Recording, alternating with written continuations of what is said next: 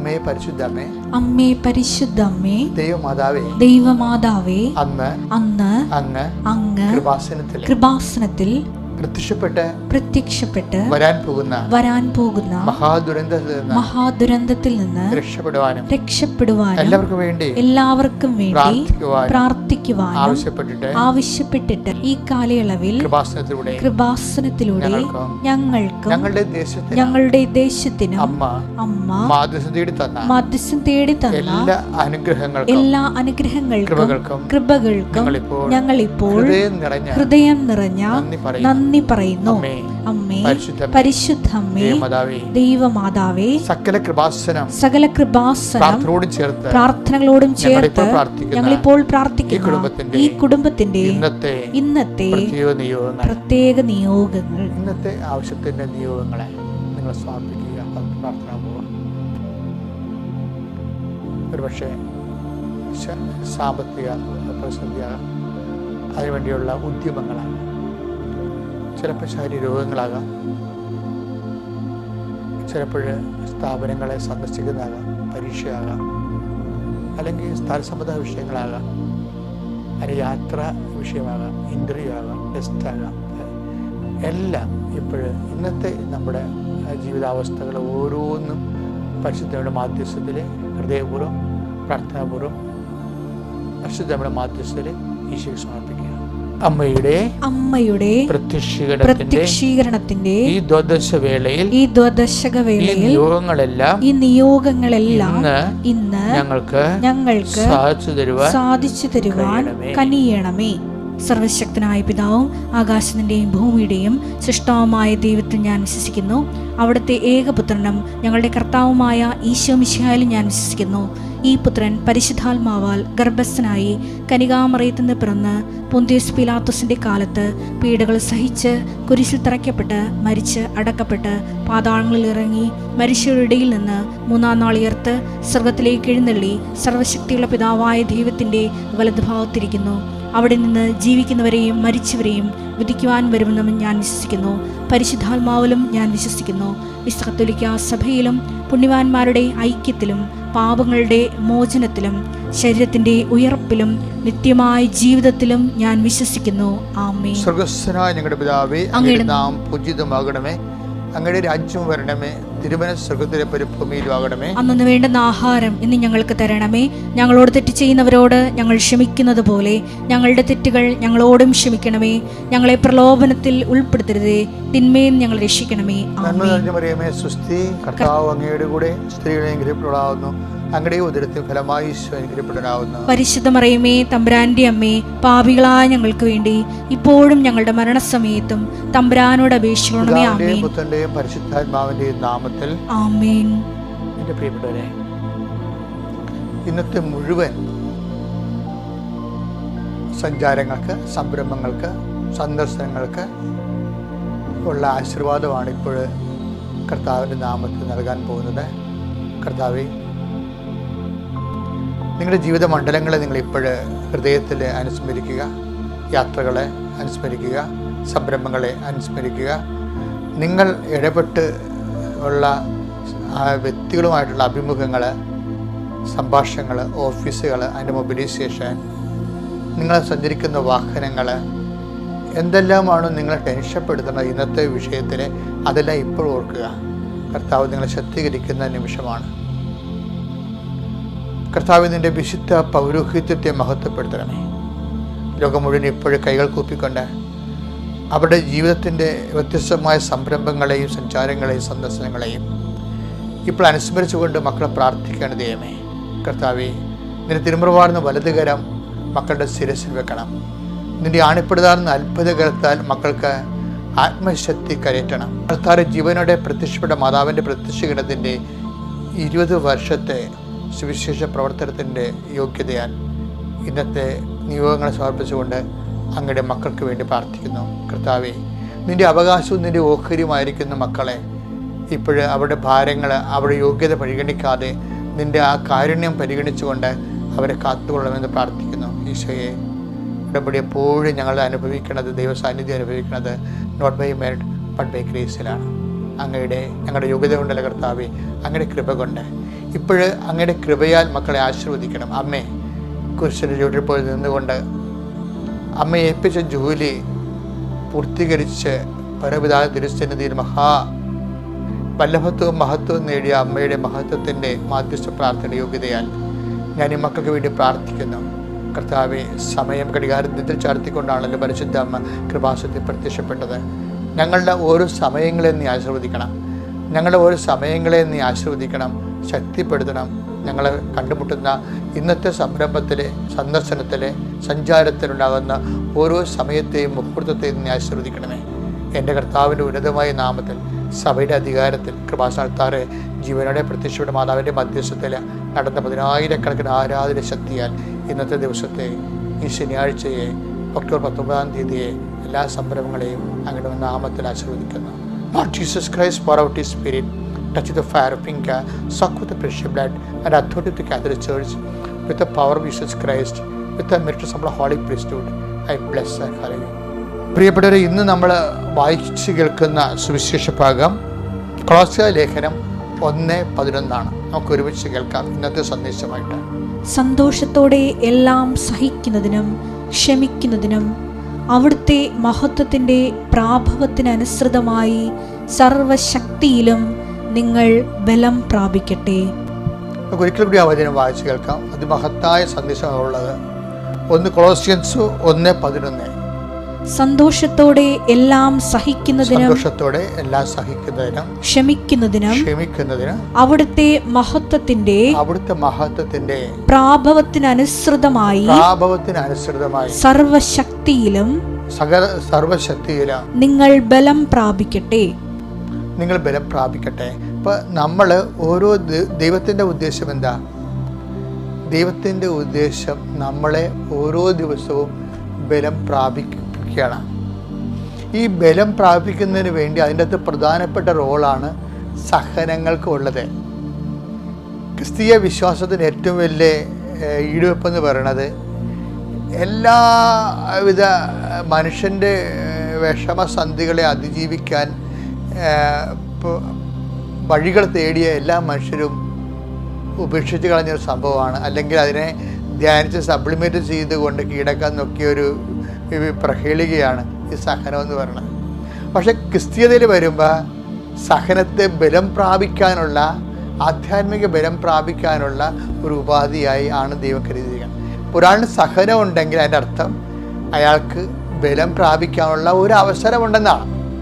അപ്പോൾ ഓരോ സഹന സാഹചര്യവും ബലം പ്രാപിക്കാനുള്ള അവസരമാണ്. ബലം പ്രാപിക്കുന്നത് എങ്ങനെയാണ് നമ്മൾ ബലം പ്രാപിക്കുന്നത്? നമ്മുടെ സഹനത്തെ കർത്താവിൻ്റെ മഹത്വത്തിലേക്ക് വേണ്ടി നമ്മൾ കാഴ്ചവെക്കും. അതുകൊണ്ടാണ് റോമ 4:20 വായിക്കുന്നത്, ദൈവത്തെ മഹത്വപ്പെടുത്തി നിങ്ങൾ വിശ്വാസത്തിലെ ശക്തി പ്രാപിക്കാൻ. അപ്പോൾ വിശ്വാസത്തെ ശക്തി പ്രാപിക്കുക, പ്രത്യാശയെ ശക്തി പ്രാപിക്കുക, ദൈവസഹത്തെ ശക്തി പ്രാപിക്കുക എന്ന് പറയുമ്പോൾ ആത്മശക്തി പ്രാപിക്കുക, ആത്മബലം പ്രാപിക്കുകയാണ്. ഈ ബലം പ്രാപിക്കാൻ വേണ്ടി എങ്ങനെയാണ് അത് വരണമെന്ന് വെച്ച് കഴിഞ്ഞാൽ നമ്മൾക്ക് എന്നിട്ട് ഈ തിരിച്ച് തന്നെ ഈ വിശ്വാസം, അതായത് ഇപ്പോൾ തന്നെ റോമ 5:5 നമ്മൾ വായിക്കത്തില്ലേ, കഷ്ടത സഹനശീലം, ആത്മധൈര്യം പ്രത്യാശ നമ്മളെ നിരാശരാക്കുന്നില്ല. നമ്മൾ ചിന്തിരിക്കുന്ന പരിശുദ്ധാത്മാവ് ദൈവത്തിൻ്റെ സ്നേഹമെന്ന് നമ്മൾ അറിയും. ശരിക്കും പറഞ്ഞാൽ സഹന സാഹചര്യങ്ങൾ ദൈവത്തിൻ്റെ സ്നേഹമാണെന്ന് പറയുന്ന ഒരേ ഒരു പുസ്തകമേ ഉള്ളൂ, അതാണ് വിശുദ്ധ ഗ്രന്ഥമായ ബൈബിള്. പക്ഷേ ഈ സകല സാഹചര്യങ്ങളിൽ വിശ്വാസ ദൈവത്തോടുള്ള സ്നേഹത്തോടെയാണ് ആ വിഷയത്തെ സമീപിക്കുന്നത്. കർത്താവെ, നീ തന്ന സഹനം, ഇന്നത്തെ ആഹാരം, ഞാൻ ആ സഹനത്തെ അത് വ്യക്തികളിൽ നിന്ന് ലഭിക്കാം, സംഭവങ്ങളിൽ നിന്ന് ലഭിക്കാം, ഓരോ ഈവൻസിൽ നിന്ന് ലഭിക്കാം, നമുക്ക് നഷ്ടങ്ങൾ വരാം, കഷ്ടങ്ങൾ വരാം. ഇത് നല്ല ആത്മബലമുള്ളവർ ഇതെല്ലാം കർത്താവിൻ്റെ കുരിശിൻ്റെ കൂടെ കൂട്ടിവെച്ചുകൊണ്ട് ദൈവം മഹത്വത്തിന് കീഴ്പ്പെടുന്ന സമർപ്പിച്ചുകൊണ്ട് ദൈവനാമത്തെ മഹത്വപ്പെടുത്തി കഴിയുമ്പോൾ ഇവൻ ബലം പ്രാപിക്കും. അപ്പോൾ നമുക്കൊന്നും നഷ്ടപ്പെടാനില്ല. എല്ലാവരും പ്രാർത്ഥിക്കണത് വരും ദൈവത്തിൻ്റെ ശോധനകളായി വരുന്ന ഇതുപോലെ കഷ്ടനഷ്ടങ്ങൾ മാറിപ്പോകാനാണ് പ്രാർത്ഥിക്കുന്നത്. പക്ഷേ ബൈബിൾ അങ്ങനെയല്ല ചെയ്യേണ്ടത്. ബൈബിള് സ്വാഭാവികമായ ജീവിതത്തിലുണ്ടാകുന്ന സന്തോഷമുള്ളതുപോലെ ചില സമയത്ത് സങ്കടവും നമുക്കുണ്ടാകും. ഈ സങ്കടത്തിൽ മനസ്സ് പതറാതെ അത് ഈശോയുടെ നാമത്തിൽ ഏറ്റെടുത്തുകൊണ്ട് ദൈവനാമത്തെ മഹത്വപ്പെടുത്തിക്കൊണ്ടാണ് നമ്മൾ ആത്മീയ ബലം പ്രാപിക്കേണ്ടത്. അങ്ങനെ ഇന്ന് എന്തെങ്കിലും സങ്കട സാഹചര്യം ഉണ്ടെങ്കിൽ അത് കർത്താവിൻ്റെ നാമത്തിൽ ആക്കിയെടുത്തിട്ട് അതിൽ ആത്മസന്തോഷം കൊണ്ട് ആത്മബലം പ്രാപിക്കാൻ ദൈവം നിങ്ങളെ സഹായിക്കട്ടെ. എൻ്റെ പേര് വിൻസി, ഇതെൻ്റെ ഹസ്ബൻഡ് ജീവൻ. ഞാനിവിടെ വന്ന് ഉടമ്പടി എടുക്കുന്നത് ഒക്ടോബർ 28, 2022 ആണ്. ഉടമ്പടി എടുക്കാനുണ്ടായ സാഹചര്യം എന്ന് വെച്ചിട്ടുണ്ടെങ്കിൽ ലാസ്റ്റ് ജനുവരി, അതായത് ഈ വർഷം സ്റ്റാർട്ടിങ് ജനുവരി മുതൽ ഞാൻ OET പഠിക്കാൻ സ്റ്റാർട്ട് ചെയ്തതാണ്. അപ്പോൾ ഒരു 4 പ്രാവശ്യം എഴുതിയിട്ടും ക്ലബിംഗ് സ്കോർ കിട്ടുന്നുണ്ട്. പക്ഷേ സ്ഥിരമായിട്ട് പോകുന്ന മൊഡ്യൂൾ എപ്പോഴും ഫെയിലായിക്കൊണ്ടിരിക്കുക. അപ്പോൾ എനിക്കെന്തോ മിസ്റ്റേക്ക് തോന്നി. ഇത് പഠിച്ചത് കൊണ്ട് മാത്രമായില്ല, എന്തെങ്കിലുമൊക്കെ പ്രവർത്തികളും കൂടി ചെയ്താലേ ദൈവം ഇടപെടൂ എന്ന് തോന്നി. അപ്പോൾ അങ്ങനെ ഇരിക്കെ ഞാൻ 3ാമത്തെ എക്സാം എഴുതാൻ പോകുന്ന ടൈമിൽ ഞാൻ അതിൻ്റെ തലേ ദിവസം മാതാവിനോട് പറഞ്ഞു, മാതാവേ, ഞാൻ എക്സാം എഴുതാൻ പോവാണ്, നീ ഡയറക്റ്റ് വന്ന് എൻ്റെ മുമ്പിൽ വരാനുള്ള യോഗ്യതയൊന്നും എനിക്കില്ല. അപ്പോൾ ആരുടെയെങ്കിലും ഒരു രൂപത്തിൽ എൻ്റെ അടുത്ത് വന്ന് സംസാരിക്കണം എന്ന് പറഞ്ഞു. അതുപോലെ തന്നെ പിറ്റേ ദിവസം ഞാൻ എക്സാമിന് പോയി. അവിടെ ചെന്ന് കഴിഞ്ഞപ്പോൾ എനിക്ക് ഒരു പരിചയമില്ലാത്തൊരു കുട്ടി അവിടെ നിൽക്കണം. അപ്പോൾ ഞാനിങ്ങനെ സംസാരിച്ച് കഴിഞ്ഞപ്പോൾ ആ കുട്ടി പറഞ്ഞു, ഇങ്ങനെ ഉടമ്പടി കാശ് രൂപ എന്നെ കാണിച്ചു തന്നു. അപ്പോൾ ഞാനിങ്ങനെ അതിനെ തൊട്ടുമുത്തി പ്രാർത്ഥിച്ചുകൊണ്ടൊക്കെയാണ് എക്സാമിന് പോയേ. എന്നിട്ട് ആ കുട്ടി എനിക്ക് വേറൊരു കാശ് രൂപം തന്നു. ഇത് കൈ വെച്ചോ, അച്ഛൻ പ്രാർത്ഥിച്ച് തന്നാന്ന് പറഞ്ഞു.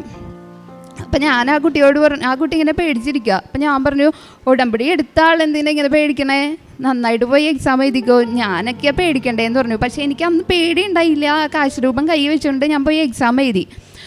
അതും ഇതുപോലെ തന്നെ എക്സാം എഴുതി. അതിൻ്റെ റിസൾട്ട് വന്നപ്പോൾ സ്പീക്കിംഗ് 340 ഉണ്ടായുള്ളൂ. അപ്പം 4ാമത്തെ എക്സാം ഡേറ്റ് ഞാൻ അടുപ്പിച്ച് എടുത്തായിരുന്നേ. അപ്പം 4ാമത്തെ എക്സാം, അപ്പോൾ ആ കുട്ടി എന്നോട് പറഞ്ഞു, കൃപാസനത്തിൽ വന്ന് ഉടമ്പടി എടുത്തിട്ട് ഇനി അടുത്ത എക്സാം എഴുതാൻ പോയാൽ മതി, അതായിരിക്കും നല്ലതെന്ന് പറഞ്ഞു. പക്ഷേ എനിക്ക് ഉടമ്പടി എടുത്തിട്ടുണ്ടെങ്കിൽ ഇപ്പോൾ അത് ചെയ്യാൻ പറ്റുമോ, അതിലെ കാര്യങ്ങളൊക്കെ ചെയ്യാൻ പറ്റുമോ എന്നുള്ളൊരു പേടിയുണ്ട് ഉടമ്പടി എടുത്തില്ല. അപ്പോൾ ഞാനിങ്ങനെ ഹസ്ബൻഡിനോട് പറഞ്ഞു, നമുക്കൊന്ന് കൃപാസനത്തിൽ പോയിട്ട് വരാമെന്ന് പറഞ്ഞു. അങ്ങനെ ഞാനും ഹസ്ബൻഡും ഞങ്ങളുടെ കുഞ്ഞുങ്ങളുടെ കൃപാസനത്തിൽ വന്നു പ്രാർത്ഥിച്ചു. അതിനുശേഷം എക്സാമിന് പോയി. അപ്പോൾ ഉടമ്പടി എടുത്തിട്ടില്ല. ഒക്ടോബർ 8 അടുത്ത 4ാമത്തെ എക്സാം എഴുതി. 4ാമത്തെ എക്സാമിൻ്റെ റിസൾട്ട് വെയിറ്റ് ചെയ്തുകൊണ്ടിരിക്കുന്ന സമയത്ത് 3ാമത്തെ അപ്പോൾ സെയിം മൊഡ്യൂളിൽ തന്നെ പോയി. 4ാമത്തെ റിസൾട്ട് വെയിറ്റ് ചെയ്തിരിക്കുന്ന സമയത്താണ് ഞങ്ങളുടെ കുഞ്ഞിന് കണ്ടിന്യൂസ് ഫീവറായി, ചെസ്റ്റ് ഇൻഫെക്ഷനായി ആൾ ലിസി ഹോസ്പിറ്റലിൽ അഡ്മിറ്റായി. അപ്പോൾ അഡ്മിറ്റ് ആയത് ഒരു മൺഡേ ആണ്. അപ്പോൾ അത് കഴിഞ്ഞിട്ടുള്ള ട്യൂസ്ഡേ റിസൾട്ട് വരും. അപ്പോൾ ഞങ്ങൾ വിചാരിച്ചു ഞങ്ങൾ കുറച്ച് കഷ്ടപ്പാടി കൂടിയൊക്കെ കടന്നു പോകണേ, അപ്പോൾ റിസൾട്ട് വന്നെങ്കിലും അങ്ങനെ ഹാപ്പി ആവുമായിരിക്കും, ദൈവം അങ്ങനെയെങ്കിലും ഒരു ഹാപ്പിനെസ് തരുമായിരിക്കും എന്ന് വിചാരിച്ചു. പക്ഷേ 4ാമത്തെ റിസൾട്ടും സെയിം മൊഡ്യൂൾ തന്നെ പോയി. അപ്പോൾ എൻ്റെ ആ 3ാമത്തെ എക്സാമിന് കണ്ട ആ ഫ്രണ്ട് എന്നോട് പറഞ്ഞു, വാട്സപ്പിൽ മെസ്സേജ് ചെയ്തു, നിങ്ങൾ മാതാവിനെ പറ്റിച്ചതുകൊണ്ട് വന്നതുകൊണ്ടായിരിക്കും, നിങ്ങൾ ഇനി പോയി ഉടമ്പടി എടുക്കുക, അതായിരിക്കും നല്ലതെന്ന് പറഞ്ഞു. അപ്പോൾ ഞാനിങ്ങനെ ഹസ്ബൻഡിനോട് പറഞ്ഞു, നമുക്കിനി പോയി ഉടമ്പടി എടുക്കാം, അതിനകത്തെ കാര്യങ്ങൾ ചെയ്യാൻ പറ്റൂല്ലയോ എന്നൊന്നും അറിയില്ല, എന്നാലും നമ്മളെ കൊണ്ടാവുന്ന വിധത്തിൽ ചെയ്യാൻ നോക്കാമെന്ന് പറഞ്ഞു. അപ്പോൾ പുള്ളിയും പറഞ്ഞു, ആ ശരി, കൊച്ച് നമുക്ക് ഡിസ്ചാർജ് ആവണേൻ്റെ പിറ്റേ ദിവസം തന്നെ കൃപാസനത്തിൽ വന്ന് ഉടമ്പടി എടുക്കാമെന്ന് പറഞ്ഞു. അങ്ങനെ കൊച്ച് ഒരു വ്യാഴാഴ്ച ഡിസ്ചാർജായി. ആ വെള്ളിയാഴ്ച ഒക്ടോബർ 28 ഞങ്ങൾ എക്സാം എഴുതാൻ വന്നു, ഉടമ്പടി എടുക്കാൻ വന്നു. ഉടമ്പടി എടുത്തു. തിരിച്ചു പോയ സമയത്ത് നേർച്ച വസ്തുക്കളൊക്കെ കൊണ്ടുപോയി. ഞങ്ങൾ എന്നിട്ട് പോയി അതിൻ്റെ പിറ്റേ ദിവസം തന്നെ എന്നേക്കാളും കൂടുതൽ സ്പിരിറ്റ് ഹസ്ബൻഡിനായിരുന്നു. ഹസ്ബൻഡ് പറഞ്ഞു, നീ ഉടമ്പടി തൈലവും പത്രം എടുത്തുകൊണ്ട് ഇറങ്ങി, നമുക്ക് രോഗികളെ കാണാൻ പോകാമെന്ന് പറഞ്ഞു. അങ്ങനെ പിറ്റേ ദിവസം തന്നെ അടുത്തുണ്ടായിരുന്ന രോഗികളെയൊക്കെ കണ്ട് ഞങ്ങൾ പ്രാർത്ഥിച്ച് ഉടമ്പടി പത്രമൊക്കെ കൊടുത്തു. കുറച്ച് പത്രമൊക്കെ കൊടുത്തു. അത് കഴിഞ്ഞിട്ട് അപ്പോൾ എനിക്ക് ഒരു അങ്ങനെ അധികം ചാറ്റൊന്നും ചെയ്യാത്ത എൻ്റെ കൂടെ പണ്ട് വർക്ക് ചെയ്ത ഒരു ചേച്ചി എനിക്ക് മെസ്സേജ് ചെയ്തു, നീ ഇനി പോയിട്ട് ഗ്രേസ് അക്കാദമി എന്ന് പറഞ്ഞൊരു അക്കാദമി ഉണ്ട്, അവിടെ പോയി ഓഫ്ലൈനായിട്ട് പഠിക്കുക, ഇത്രയും കാലം ഓൺലൈനായിട്ടല്ലേ പഠിച്ചേ, അപ്പോൾ ഓഫ്ലൈനായിട്ട് പഠിക്കുക, അപ്പോൾ നിനക്ക് കിട്ടുമെന്ന് പറഞ്ഞു. അപ്പോൾ ഞാനിങ്ങനെ പറഞ്ഞു, ഗ്രേസ് എന്നാണല്ലോ എല്ലായിടത്തും കേൾക്കുന്നത്, അപ്പോൾ ഗ്രേസിൽ പോകാമെന്ന് വിചാരിച്ചു. അങ്ങനെ ഗ്രേസിൽ പോയി. അവിടെ ഇങ്ങനെ ക്ലാസ് സ്റ്റാർട്ട് ചെയ്തു. അപ്പോൾ ഞാൻ അവിടെ ഉണ്ടായിരുന്ന കുട്ടികൾക്ക് ഇതുപോലെ തന്നെ കൃപാസന പത്രം കൊണ്ടുകൊടുത്തു, കാശ് രൂപവും ഉപ്പൊക്കെ കൊണ്ടുകൊടുത്തു. എന്നിട്ട് അവരോട് ഇങ്ങനെ തന്നെ കൃപാസനത്തിൽ വന്ന് ഉടമ്പടി എടുത്ത് പ്രാർത്ഥിക്കും, നിങ്ങൾക്കും കിട്ടുമെന്ന് പറഞ്ഞു. അങ്ങനെ നവംബർ 19 ആയിരുന്നു എൻ്റെ അടുത്ത എക്സാം ഡേറ്റ്. അങ്ങനെ നവംബർ 19 ഞാൻ എക്സാം എഴുതാൻ പോയി. അപ്പോൾ അവിടെ ചെന്ന് കഴിഞ്ഞപ്പോൾ ഞാൻ കുറച്ച് ഉപ്പ് എടുത്തിട്ടുണ്ടായിരുന്നു, കയ്യിലെ ഉടമ്പടി ഉപ്പ്. എന്നിട്ട് അത് ആരും ചവിട്ടാത്ത സ്ഥലത്ത് ഇട്ടിട്ട് പറഞ്ഞു, കർത്താവ് ഇനി എക്സാം എഴുതാൻ വരേണ്ടി വരല്ലേ, OET എക്സാമിനായിട്ട് ഇങ്ങോട്ട് വരേണ്ടി വരല്ലേ എന്ന് പ്രാർത്ഥിച്ചു. എന്നിട്ട് അന്നേരം ഞാൻ പത്രം കൊടുത്തായിരുന്നു കേട്ടോ. അവിടെ ഉണ്ടായിരുന്ന ഒരു ചേച്ചി ഇങ്ങനെ മോൾക്ക് വേണ്ടി പ്രാർത്ഥിക്കണുണ്ടു. അപ്പോൾ ഞാൻ പറഞ്ഞു, ചേച്ചി ഇത് വായിച്ച് പ്രാർത്ഥിച്ചോ, ആൾക്ക് നല്ല സ്കോർ കിട്ടുമെന്ന് പറഞ്ഞ്. എന്നിട്ട് ആ ഉപ്പ് അവിടെ ഇട്ടിട്ട് ഞാനിങ്ങനെ എക്സാമിന് കയറാൻ വേണ്ടി ഞാൻ എക്സാം എടുത്ത സെൻറ്ററിൻ്റെ പേര് ഹോളി ഗ്രേസ് എന്നാട്ടോ. അപ്പം എല്ലായിടത്തും ഒരു ഗ്രേസിൻ്റെ ടച്ച് ഉണ്ട്. അപ്പം ഞാൻ കയറണേക്കാൻ മുന്നേ പറഞ്ഞു, കർത്താവ് ഇനി നിൻ്റെ കൃപയും കൂടി മതി, ബാക്കി എല്ലായിടത്തും ഒരു ഗ്രേസിൻ്റെ ടച്ച് ഉണ്ട്. അപ്പോൾ ഞാനിങ്ങനെ കയറണേക്കാൻ പിന്നെ ചുമ്മാ ആ സ്കൂളിൻ്റെ മതിലിൽ നോക്കിക്കഴിഞ്ഞപ്പോൾ അവിടെ ഇങ്ങനെ എഴുതി വെച്ചിട്ടുണ്ട്, ബലഹീനതയിലാണ് നിനക്ക് എൻ്റെ കൃപ മതി, ബലഹീനതയിലാണ് എൻ്റെ ശക്തി പൂർണ്ണമായി പ്രകടമാകുന്നത്. അത് ഞാൻ എക്സാം ഹാളിൽ എത്തണ വരെ അത് തന്നെ പറഞ്ഞുകൊണ്ടിരുന്നു, കർത്താവേ നിൻ്റെ കൃപ മാത്രം മതിയെന്ന്. അപ്പോൾ എക്സാം എഴുതുന്നതിൻ്റെ തലേ ദിവസം തുടങ്ങി എനിക്ക് പനി തുടങ്ങി. പനിയല്ല, തുമ്മലും ജലദോഷം, അതൊരു അലർജിക്കാണ്. അപ്പം ഭയങ്കര സിവിയറായിട്ട് വരിക. അപ്പോൾ അത് ഭയങ്കര ബുദ്ധിമുട്ടായിരുന്നു, ഭയങ്കര ക്ഷീണം വരും അപ്പോൾ വന്ന സമയത്ത്. അങ്ങനെ ഞാൻ എക്സാം ഹാളിൽ ചെന്നപ്പോൾ ഞാൻ മെഡിസിനൊന്നും എടുത്തില്ല. പിറ്റേ ദിവസം എക്സാം ഹാളിൽ ചെന്നു. എക്സാം ഹാളിൽ കയറണ വരെ അത്ര വലിയ കുഴപ്പമുണ്ടായില്ല. എക്സാം അങ്ങ് സ്റ്റാർട്ട് ചെയ്യുന്നതിന് തൊട്ട് മുന്നേ നല്ല പനി തുടങ്ങി. അപ്പോൾ ഉള്ളിൽ ഞാൻ വിറയ്ക്കുന്നുണ്ട്, പനി കൂടിയിട്ട്. എനിക്കറിയാം പനിയാണ്, നല്ല പനിയാന്ന്. അങ്ങനെ പക്ഷെ ഞാൻ എക്സാം എഴുതുന്ന സമയത്ത് എൻ്റെ കൈ വിറയ്ക്കണ്ടായിരുന്നില്ല. കാരണം ഞാൻ ഇടത്തെ കയ്യിൽ കാശ് രൂപം പിടിച്ചു, അത് കഴിഞ്ഞിട്ട് വലത്തെ കൈ കൊണ്ട് എഴുതി. എന്നിട്ട് ഞാനിങ്ങനെ പറഞ്ഞു, മാതാവേ ഇതൊന്നും ഈ ഉത്തരമൊന്നും എനിക്ക് തന്നെ കണ്ടുപിടിക്കാൻ പറ്റില്ല, നിങ്ങളുടെ സഹായിക്കണം എന്ന് പറഞ്ഞു. അപ്പോൾ ഇങ്ങനെ എൻ്റെ ഒരു ഇമാജിനേഷനിൽ മാതാവ് ഈശോയും കൂടി എൻ്റെ അപ്പുറത്തും ഇപ്പുറത്തൊക്കെ വന്ന് നിൽക്കുന്നുണ്ട്. അപ്പോൾ അവരെ അങ്ങോട്ടും ഇങ്ങോട്ടൊക്കെ പറയുന്നുണ്ട്. മാതാവ് പറയുന്നുണ്ട്, മോനെ നീ എന്തെങ്കിലുമൊക്കെ ചെയ്തു കൊടുക്കണം കേട്ടോ, അവൾക്കൊന്നും കിട്ടില്ല. പിന്നെ കാനായിലെ കല്യാണ വിരുന്ന് വെച്ച് പറഞ്ഞ പോലെ വെള്ളം നിറയ്ക്കാനൊന്നും പറയരുത്, നമ്മുടെ കുഞ്ഞിൻ്റെ കയ്യിൽ അതും ഉണ്ടാവില്ല, അപ്പം നീ എന്നാന്ന് വെച്ചാൽ ചെയ്തോണം എന്നൊക്കെ പറയുന്നത്. അങ്ങനെയൊക്കെ ഒരു ഇമാജിനേഷൻ എനിക്ക് കിട്ടുന്നുണ്ട് അവിടെ. എന്നിട്ട് ഞാൻ എക്സാം സ്റ്റാർട്ട് ചെയ്തു. ലിസണിങ് എനിക്ക് വലിയ കുഴപ്പമായിട്ട് തോന്നിയില്ല. പക്ഷേ എനിക്ക് തുമ്മലും ജലദോഷമൊക്കെ നന്നായിട്ട് കൂടി വരുന്നുണ്ടായിരുന്നു ആ ഓരോ മൊഡ്യൂൾ കഴിയുമ്പോഴും. അപ്പം ഞാൻ ഹസ്ബൻഡിനോട് പറഞ്ഞു, ഓരോ മൊഡ്യൂളും കഴിയുന്ന സമയം 9, 10, 11, 4 മണി ഇതാണ് എൻ്റെ എക്സാം ടൈം. ആ ടൈമിന് പറ്റുവാണെങ്കിൽ പ്രത്യക്ഷീകരണ പ്രാർത്ഥന ചെല്ലണം എന്ന് പറഞ്ഞിട്ടുണ്ടായിരുന്നു, അല്ലെങ്കിൽ അറ്റ്ലീസ്റ്റ് ഒരു വിശ്വാസ പ്രമാണമെങ്കിലും ചെല്ലണം എന്ന് പറഞ്ഞിട്ടുണ്ടായിരുന്നു. അങ്ങനെ റീഡിങ് എടുത്തു. സാധാരണ റീഡിങ് എനിക്ക് പാട്ട് ഈ 15 മിനിറ്റ്സിനുള്ളിൽ തീർക്കേണ്ടതാണ്. അതൊന്നും എൻ്റെ തീരാറില്ല, എനിക്ക് പെട്ടെന്ന് ആൻസറൊന്നും കിട്ടാറില്ല. പക്ഷേ ഇപ്രാവശ്യത്തെ എക്സാമിന് പാർട്ട് എ സ്റ്റാർട്ട് ചെയ്തിട്ട് ഞാൻ ഏത് ക്വസ്റ്റ്യനാണോ വായിക്കുന്നത് അതിൻ്റെ ആൻസറിലോട്ടാണ് ഞാൻ അവിടെ ചെന്ന് നിൽക്കുന്നത്. ഏത് ആൻസറാണോ വേണ്ടത് അവിടെയാണ് എൻ്റെ കണ്ണ് ചെല്ലുന്നത്. അങ്ങനെ പാട്ട് എൻ്റെ ഏതാണ്ട് 10-11 മിനിറ്റ് കൊണ്ട് തന്നെ എക്സാം തീർന്നു. ഒരു 2-3 പ്രാവശ്യം എനിക്ക് റിവൈസ് ചെയ്യാനുള്ള സമയം ഉണ്ടായിരുന്നു. അപ്പോൾ പാട്ട് ബിയും സിയും ഓപ്ഷനാണ് ABCD ഓപ്ഷൻ. അപ്പോൾ ഇത് ഡാർക്കൻ ചെയ്യണം. അപ്പം ഞാനിങ്ങനെ പ്രാർത്ഥിച്ചു, വിശുദ്ധ ലൂക്കായുടെ സുവിശേഷത്തിൽ 5-ാം അധ്യായത്തിൽ ശിഷ്യന്മാർ വലയിട്ടിട്ട് മീനെ പിടിച്ചിട്ട് കിട്ടുന്നുണ്ടായിരുന്നില്ല. അപ്പം ഈശോ വന്നപ്പോൾ ശിഷ്യന്മാർ പറഞ്ഞു, രാത്രി മുഴുக்க ഞങ്ങൾ വലയിട്ടിട്ടൊന്നും കിട്ടിയില്ല. അപ്പം ഈശോ പറഞ്ഞ്, വലതുവശത്ത് വലയിട്ടോ കിട്ടും എന്ന് പറഞ്ഞു. അപ്പം ശിഷ്യന്മാർക്ക് കിട്ടി, ഇഷ്ടം പോലെ മീൻ കിട്ടി. അപ്പം ഞാനിതുപോലെ പറഞ്ഞു, കർത്താവേ എനിക്ക് എന്തുട്ടാ ചെയ്യണ്ടേന്ന് പറഞ്ഞൂടെ, കുറേ ഓപ്ഷൻ ഉണ്ട്, ഞാൻ വായിക്കുന്നതൊന്നും ആയിരിക്കില്ല ആൻസർ. അപ്പോൾ എന്തായാലും രാത്രിയും പകലില്ലാതെ ഞാൻ പഠിച്ചു. ഇനി എവിടെ വലയിടണ്ടേന്ന് വെച്ചാൽ നീ കാണിച്ചു തന്നെ, അവിടെ ഞാൻ ഡാർക്കൻ ചെയ്തോളാം എന്ന് പറഞ്ഞ് പ്രാർത്ഥിച്ചു. എന്നിട്ട് കർത്താവ് കാണിച്ചു തന്നത് മാത്രമേ ഞാൻ ഡാർക്കൻ ചെയ്തിട്ടുള്ളൂ. റൈറ്റിംഗ് ഇതുപോലെ അത്യാവശ്യം നല്ല ടഫൊക്കെ ആയിരുന്നു, കിട്ടുന്നൊരു പ്രതീക്ഷയില്ല. അത് കഴിഞ്ഞ് ഉച്ചയ്ക്ക് ലഞ്ച് ബ്രേക്കായി. ലഞ്ച് ബ്രേക്കിൻ്റെ സമയത്ത് ഇതുപോലെ ഭയങ്കര തുമ്മലും ജലദോഷവും ഒക്കെ ആയിട്ട് ഭയങ്കര ബുദ്ധിമുട്ടായിരുന്നു. അപ്പോൾ ഞാൻ വിചാരിച്ചു, ഞാൻ എങ്ങനെ സ്പീക്കിങ്ങിന് പോയിരിക്കുമെന്ന് എനിക്കറിയില്ല, എൻ്റെ തല നേരെ നിൽക്കണില്ല. എൻ്റെ സ്പീക്കിംഗ് ടൈം ആണെങ്കിൽ 4 മണിയാണ്. അങ്ങനെ 4 മണിക്ക് തന്നെ കറക്റ്റ് എൻ്റെ സ്പീക്കിങ്ങിന് വിളിച്ചു. ഞാൻ പ്രാർത്ഥിച്ചുകൊണ്ടിരിക്കുകയായിരുന്നു. ഈ സമയം മുഴുക്ക ഞാൻ വിശ്വാസ പ്രമാണം ചൊല്ലി, നന്മ നിറഞ്ഞു പറയും, കൊന്തയൊക്കെ ചൊല്ലിക്കൊണ്ടിരിക്കുമായിരുന്നു. എൻ്റെ വായിൽ വന്ന പ്രാർത്ഥന ഏതാണോ അത് ഞാൻ ചൊല്ലിക്കൊണ്ടിരിക്കുമായിരുന്നു. അങ്ങനെ സ്പീക്കിങ്ങിന് പോയിരുന്നു. അപ്പോൾ സ്പീക്കിങ്ങിന് പോയിരുന്നിട്ടും ഭയങ്കര ബുദ്ധിമുട്ട്. എനിക്ക് തല നേരെ നിൽക്കണില്ല, കണ്ണൊക്കെ നിറഞ്ഞ് വെള്ളം വന്നുകൊണ്ടിരിക്കുക, എനിക്കൊന്നും കാണാനൊന്നും പറ്റുന്നില്ല. അപ്പം ഞാനിങ്ങനെ കാശുരൂപം കൈ വെച്ചിട്ട് പറഞ്ഞു, മാതാവ് സംസാരിക്കണം കേട്ടോ എന്ന് പറഞ്ഞു. എന്നിട്ട് സ്പീക്കിങ്ങിൻ്റെ വാമപ്പ് ആദ്യം സ്റ്റാർട്ട് ചെയ്തു. വാമപ്പ് സ്റ്റാർട്ട് ചെയ്തത് ഒരു കണക്കിന് ഞാൻ പറഞ്ഞൊപ്പിച്ചു. വാമപ്പ് കഴിഞ്ഞ് കഴിഞ്ഞപ്പോൾ എൻ്റെ ഇൻ്റർലോക്യൂട്ടർ എന്നോട് പറഞ്ഞു, ഞാൻ റെക്കോർഡർ ഓൺ ചെയ്യാൻ മറന്നുപോയി, ഒന്നുകൂടി സ്റ്റാർട്ട് ചെയ്യണമെന്ന് പറഞ്ഞു. വീണ്ടും ഒന്നുകൂടി സ്റ്റാർട്ട് ചെയ്തു. അപ്പോൾ സെയിം ക്വസ്റ്റ്യൻസ് തന്നെയാണ് ചോദിക്കണമെങ്കിലും വീണ്ടും ആകെ ടെൻഷനായി. പിന്നെ എന്നൊക്കെ പറഞ്ഞതെന്ന് എനിക്കെന്നെ അറിയില്ല. സ്പീക്കിംഗ് ഒരു കണക്കിന് തീർത്ത് ഞാൻ എക്സാം ഹാളിൽ നിന്ന് പുറത്തിറങ്ങി. അപ്പോൾ ഹസ്ബൻഡ് ഇങ്ങനെ ചോദിച്ചു, എങ്ങനെ ഉണ്ടായിരുന്നു സ്പീക്കിങ്? ഞാൻ പറഞ്ഞു, ഇങ്ങനെ റെക്കോർഡർ ഓൺ ചെയ്യാൻ മറന്നുപോയി, ഇപ്പം എന്താവുമെന്ന് അറിയില്ല എന്ന് പറഞ്ഞു. അപ്പോൾ എനിക്ക് ഭയങ്കര സന്തോഷമായിരുന്നു എക്സാം കഴിഞ്ഞിറങ്ങിയപ്പോൾ. കാരണം ഞാനിങ്ങനെ ഒത്തിരി സാക്ഷ്യങ്ങൾ കേട്ടു.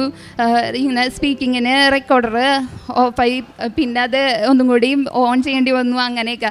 അപ്പം എന്തായാലും മാതാവ് തരുമെന്ന് വിശ്വസിച്ച് പ്രാർത്ഥിച്ചു. അപ്പം ഡെയിലി ഞങ്ങൾ പ്രാർത്ഥിക്കുമായിരുന്നു. പ്രത്യക്ഷീകരണ പ്രാർത്ഥന ചെല്ലുമ്പോൾ ഈ പ്രാവശ്യമെങ്കിലും കിട്ടണമെന്ന്. ഇതെൻ്റെ 5ാമത്തെ എക്സാമാണ്. ഇനി മുന്നോട്ടൊന്നുമില്ല, എനിക്ക് ആകെ ഡാർക്കാ, എന്തൊട്ട് ചെയ്യാമെന്നറിയില്ല. അപ്പം ഞാനിങ്ങനെ പ്രാർത്ഥിച്ചു, എന്താ ചെയ്യാമെന്ന് എനിക്ക് അറിഞ്ഞൂടാ, ഈ പ്രാവശ്യമെങ്കിലും നീ ചെയ്യിപ്പിക്കണം കേട്ടോ എന്ന് പ്രാർത്ഥിച്ചു. ഞങ്ങളുടെ കുഞ്ഞ് ഞങ്ങളുടെ പോലെ ഇന്ന് പ്രാർത്ഥിക്കും കേട്ടോ. പ്രത്യക്ഷീകരണ പ്രാർത്ഥന ഞങ്ങൾ സാധാരണ ചിലപ്പോൾ പഠിക്കുന്ന സമയത്ത് 3 മണി 3:30 ചെല്ലും, അല്ലെങ്കിൽ പഠിച്ച് കഴിഞ്ഞ് കഴിഞ്ഞപ്പോൾ ഇപ്പോൾ 5:30 എക്സാം കഴിഞ്ഞ് കഴിഞ്ഞപ്പോൾ 5:30 എഴുന്നേറ്റ് ചെല്ലും. അപ്പോൾ ഞങ്ങളുടെ കുഞ്ഞിന് 5 വയസ്സേ ഉള്ളൂ. അപ്പോൾ ആള് ഉറക്കത്തിൽ അങ്ങോട്ടും ഇങ്ങോട്ടും തിരിഞ്ഞ് കിടക്കുമ്പോൾ പപ്പയും അമ്മയും മുട്ടുമ്പോൾ എന്ന് കൈവിരിച്ചെടുത്ത് പ്രാർത്ഥിക്കുന്നുണ്ട്. അപ്പോൾ ആളെണീക്കുമ്പോൾ ആളും വന്ന് നിൽക്കും, അതുപോലെ മുട്ടുകുത്തി കൈവിരിച്ച് പിടിച്ച്. അപ്പോൾ മോൻ കൈവിരിച്ച് പിടിക്കേണ്ട കൈവേദന എടുക്കില്ലെന്ന് ചോദിക്കുമ്പോൾ കൊച്ചു പറയും പപ്പയും അമ്മയും പ്രാർത്ഥിക്കുന്നുണ്ട്, പിന്നെ ഞാനായിട്ട് എന്തിനാ പ്രാർത്ഥിക്കാതിരിക്കണമെന്ന് ചോദിക്കും. അതുപോലെ ഞങ്ങളുടെ കൂടെ പ്രാർത്ഥിക്കാനായിട്ട് എന്നും വരും, കുഞ്ഞും വരും, ഹസ്ബൻഡിൻ്റെ അമ്മയുണ്ട്, അവരും വരും. അങ്ങനെ ഞങ്ങൾ പ്രാർത്ഥിച്ചുകൊണ്ടിരുന്നു. അപ്പം എനിക്കിങ്ങനെ തോന്നി, ഇന്ന് ഞങ്ങളുടെ റിസൾട്ട് വരും, November 19 റിസൾട്ട് ഇന്നാണ് പബ്ലിഷ് ചെയ്യുന്നത്.